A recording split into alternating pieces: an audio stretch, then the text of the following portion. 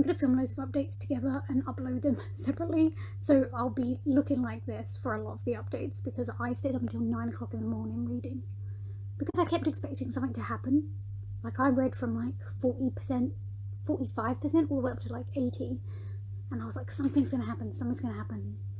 Nothing happened, by the way. It was literally just Nesta and Cassian fighting and then fucking, and that's basically it. Very disappointing.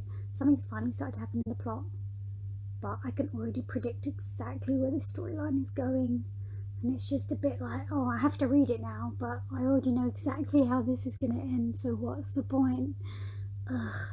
So while I'm finding the book as bloated as I know it would be and the pacing as bad as I thought it would be, doesn't mean I'm not having fun with it. I am. It's getting a little frustrating that I'm reading pages and pages and pages and nothing's happening, but the plot is slowly starting to pick up, which is another classic Sarah J Maas thing. Let me just have the, like, 2/3 of my book be just pointless stuff that you could literally take out and it would change nothing, and then all of my action right at the end. Have it.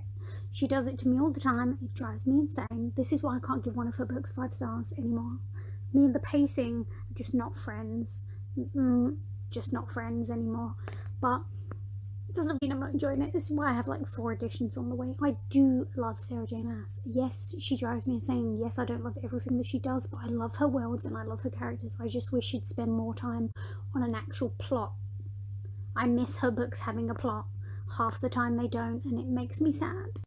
We're on chapter 31. Cassian comes and tells Nesta about the baby having wings, because Illyrian females have a pelvis specifically shaped to give birth to babies with wings, but High Fae don't. So basically most High Fae women die in childbirth, and so does the baby. And any attempt to cut the baby out, no mother has survived. Apparently they have magical powers, magical healers, but haven't successfully figured out fucking C-sections yet. Okay then. I have a very important question though, okay? Feyre getting pregnant with a baby with wings was always a possibility, right?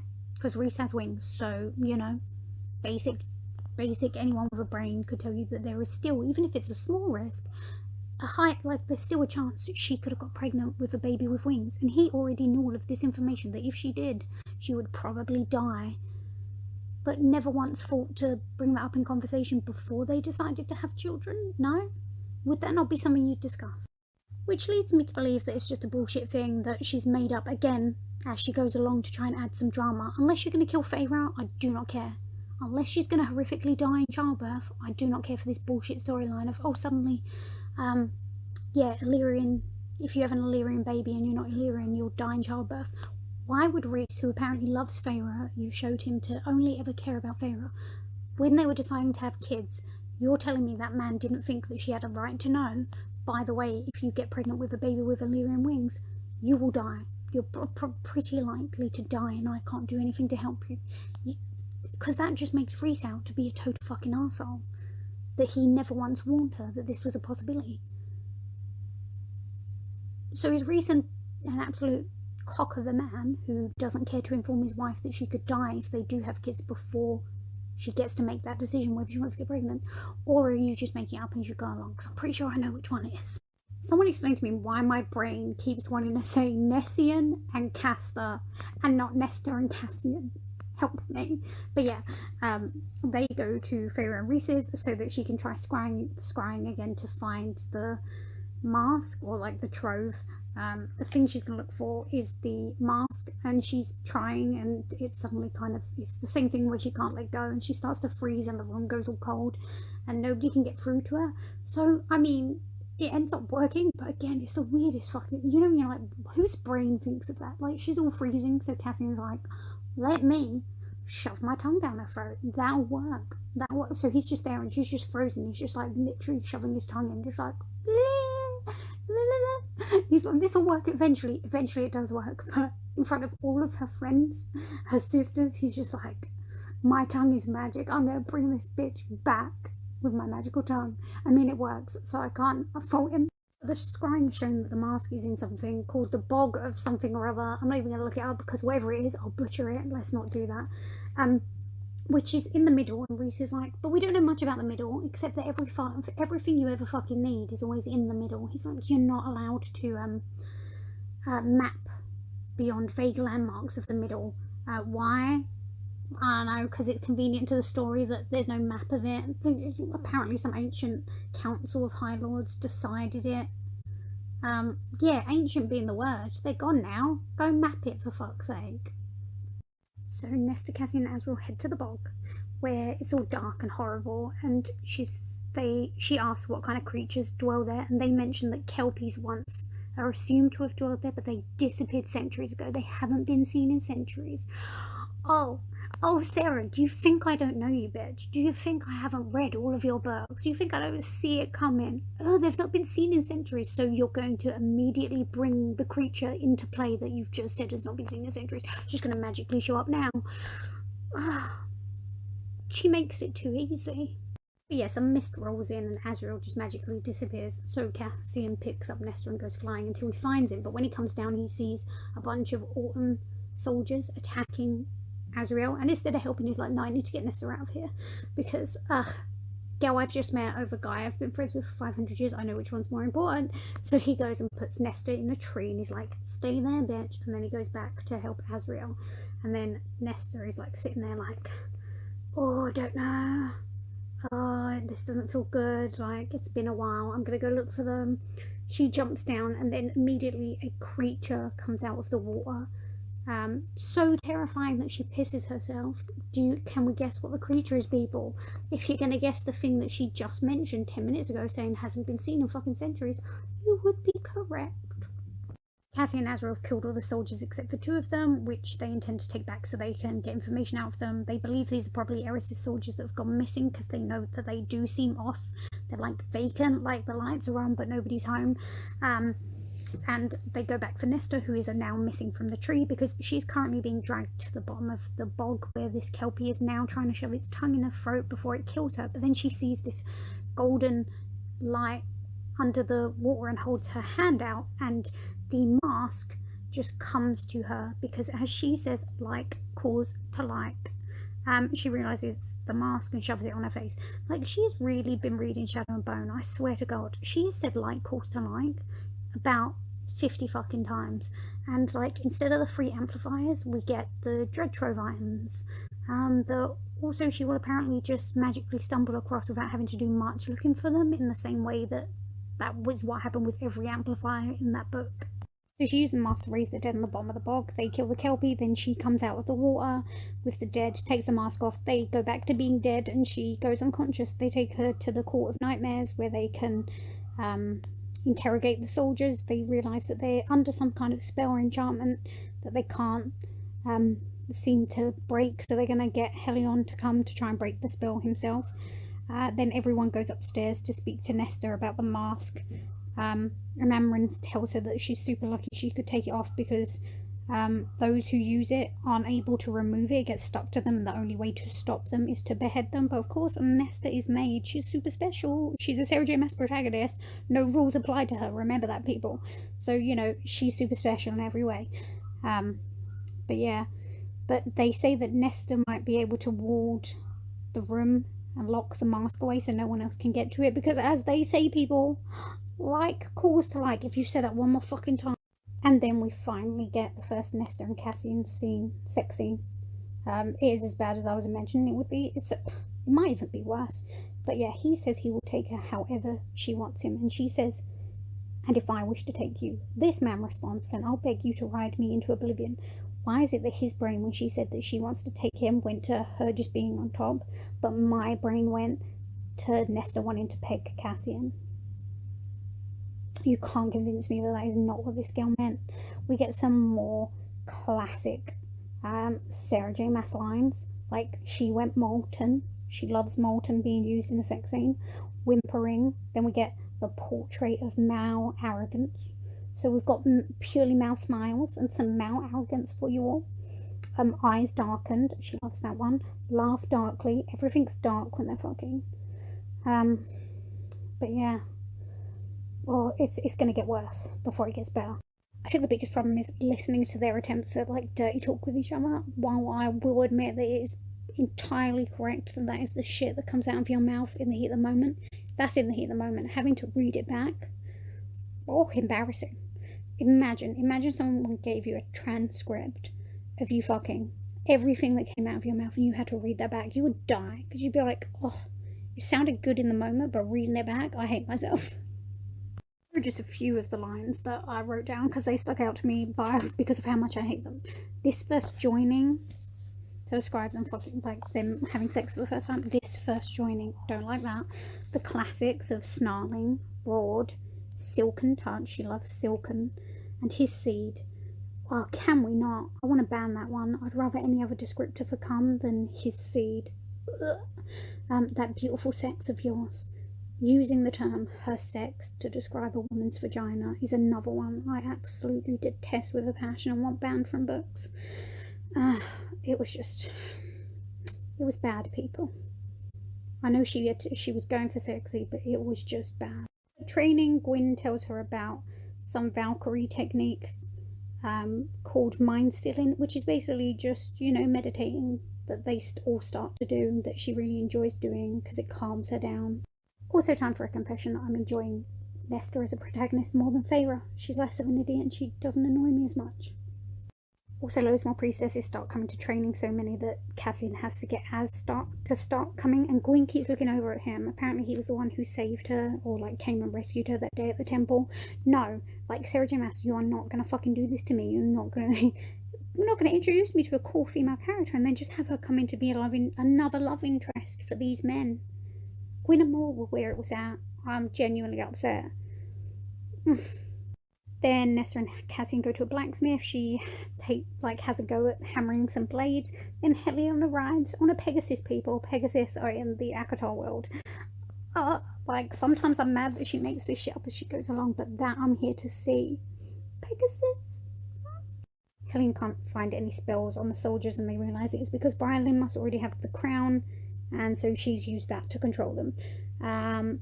They put wards around it and stuff. Nesta started reading on books to learn about battling and leadership, because now this girl's been training for 3 months and now she wants to lead her own unit of females, like the priestesses, once they're all trained up. Yeah, okay then. Then they have sex again, and we get another copy and paste, man. Her pebbled breasts are back, people. Eyes glinted, molten fire, silken flesh, her pink sex. Her drenched entrance. Nothing. This woman, no matter how hard she tries, cannot make a vagina sound appealing.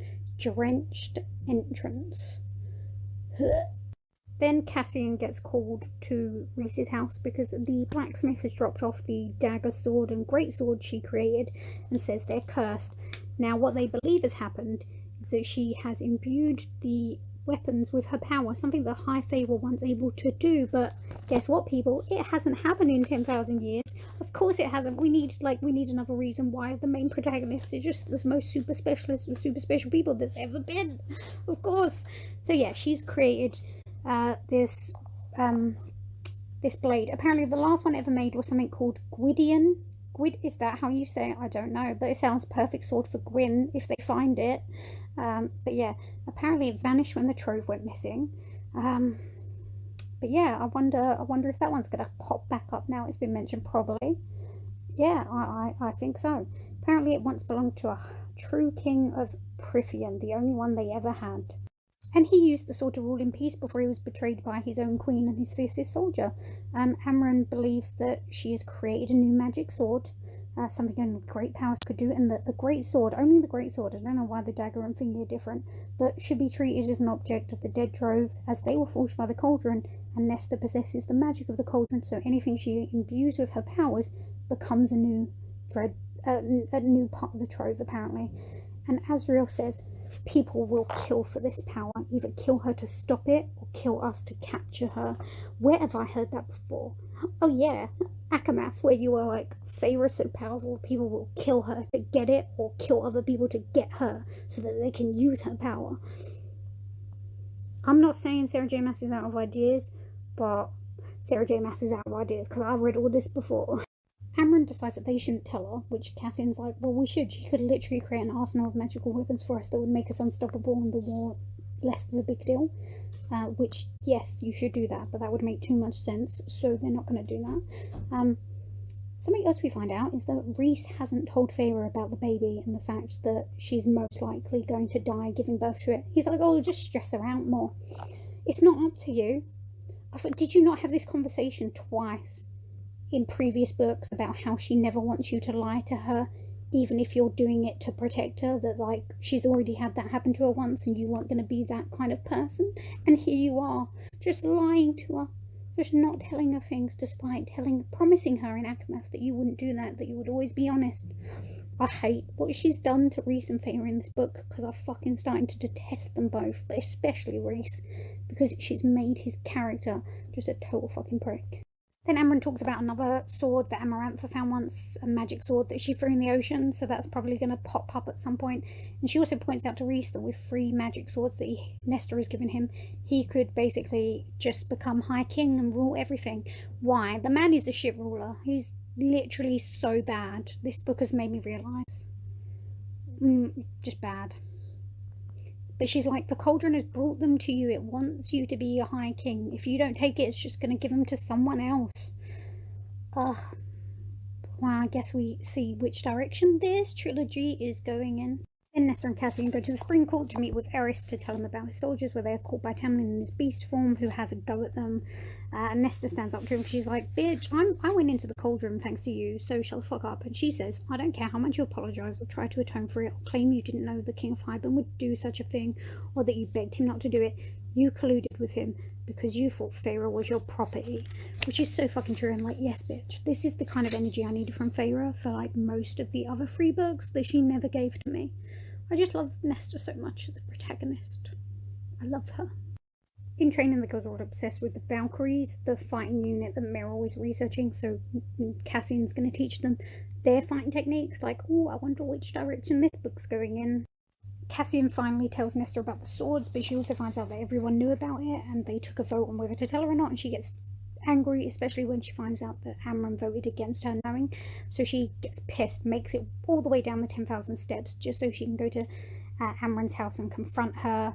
She talks about the fight on the barge and the fact she felt betrayed by Amren because Feyre wanted Amren to train Nestor in her powers and she agreed to do it. I don't know why that was such a bad thing.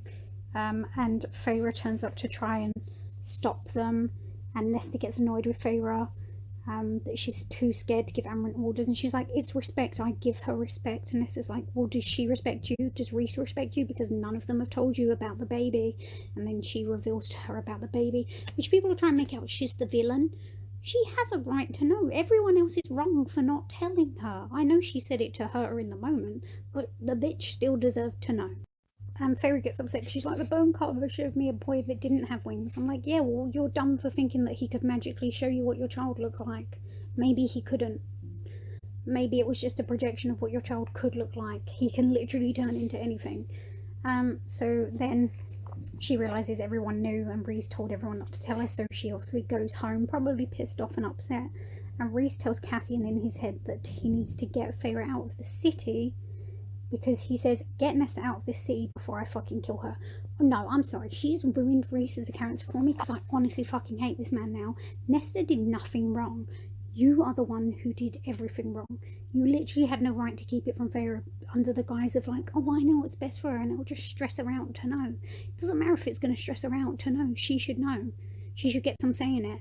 Maybe she'd think like, oh, I know they say it could be harmful to the baby if I shift before birth, but it might be worth shifting because without it we'll die anyway.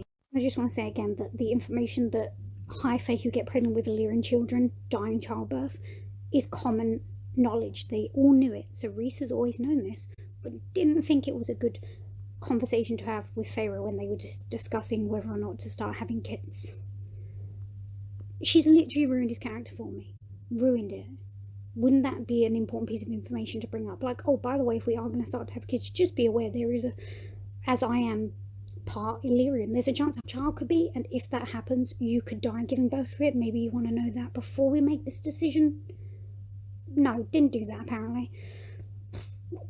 She's ruined Rhys's character for me, and Feyre's too, honestly. Both of them annoy me in this book, but ugh, I hate him. So Cassian takes Nesta out the city to go camping, and Feyre uses her powers to mind speak with him and be like, oh, you can come back, Rhys overreacted, like, damn right, and that she's furious with them all, like, as you should be. And he's like, well, we're all mad with Nesta, and Feyre points out why I said that she was the only one who had the courage to tell her, you're all assholes, Nesta had it right. Even if she said it to her, she had a right to know, and go fuck all of you. But Cassian decides they're not going to go back yet. Instead, he's going to take her for a hike. And they do it for days, and it gets boring and repetitive. They get up, hike, don't talk, get up, hike, don't talk, repeat, while Nesta tells herself over and over again how worthless and terrible she is. I'm like, I've read all this before in the original trilogy. This is Feyre 2.0 in ACOMAF, where she's like, oh, I'm so terrible, I'm not worthy of anyone.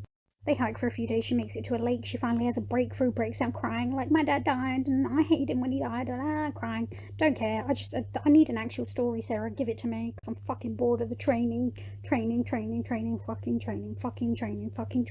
bored of it. Get more boring ass sex scenes where where we just get the term her sex over and over again. His seed, it's always running down her legs, he's always roaring or growling, spilling himself into her constantly. Ugh, I'm so done with these sex scenes. Like, if you've read one, you've read them all. They're the exact fucking same every time. Gwyn mentions that she dreads Nesta finding out her history because she doesn't think she'll look at it the same when she knows, but I do not think she's referring to what happened to her at the temple, because everyone knows that's the reason why any of the priestesses are at the library, like, they all share that kind of history, so I don't think she's talking about that, so I'm interested to find out. Also, Gwyn and Gwydion the sword would match perfectly, and there's a third sword at the bottom of the sea somewhere. Are Emery, Gwyn, and Nesta all going to get a sword and just become like the new Valkyries? Is this where the book is going? I don't know, I guess we will see. Nesta attends a service with the priestesses and conveniently has a vision that shows her exactly where the harp is. It's beneath the prison, so she takes the great sword, and her and Cassian go to the prison to get it. And they find the harp super easily, barely an inconvenience, people. It's a wonder these things stayed hidden for so long. But yeah, she touches it, and conveniently Brylin is also wearing the crown at the same time, which opens a pathway between them so that Brylin can see that they're in the prison where the harp is. She can see that she's friends with Emery and Gwyn, can see all of that shit apparently. And she can't let go of the harp, so the harp's talking to her and it's like, oh, should I open a door? And she's like, yes, and it's like, pluck a string and I will. She does that, and then her and Cassian go to leave, and then he notices the cell is open to one of the old gods that he talked about putting in the prison. I don't know how to pronounce its name. And this creature says, based upon scent alone, I would say you two are ... and gets interrupted by Cassian cutting him off by trying to attack him. And he was clearly going to say mates, right?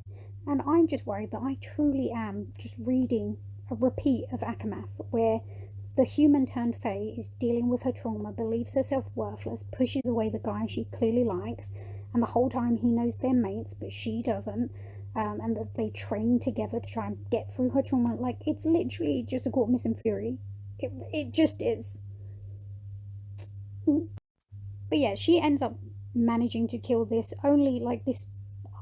creature that we were specified you cannot kill. She was able to kill it with her magical sword because, again, she's a Sarah J. Maas protagonist, so no rules apply to her and she has to be the most special of special creatures. And then she uses the harp again to transport them to Rhys and Feyre's house. But yeah, Rhys has decided it's very important that they get Eris on their side, even though Eris has already agreed to work with them. But now he's like, why want you to do, Nesta? Elaine says that you once won the hand of a duke just by dancing. I want you to seduce Eris, not take him to bed, just dance with him so that he might realise what he can gain by working with us. And I'm like, this bitch, like, make it make sense. It's so fucking dumb, some of this stuff. What would it actually accomplish for him to be like, oh, I could marry her? Like, didn't he already know she's there? Doesn't he already know what he can accomplish by working with them? Honestly, it's just to build up some tension between Cassian and Nesta and give him something to have like a little tiff over later, and for him to get jealous about her dancing with him. Like, come on, I can see it a mile off. Oh, dance with Eris, that'll convince him to work with us, even though he's already working with us. Ugh. And then a month goes by, and she just spends it training fucking Cassian and learning dances with more. The plot is this fucking thing. The plot right now is to learn to do some dance moves so she can seduce Eris into being their ally, despite him already being their ally. This thing is a paper thin fucking plot, and I want to scream. But yeah, we get a moment in the library where Emery comments on how attractive Mor is. So at least Mor's getting a love interest, but I preferred the idea of Gwyn and Mor because Mora Gwyn, great ship name. It just works. And I prefer Gwyn to Emery.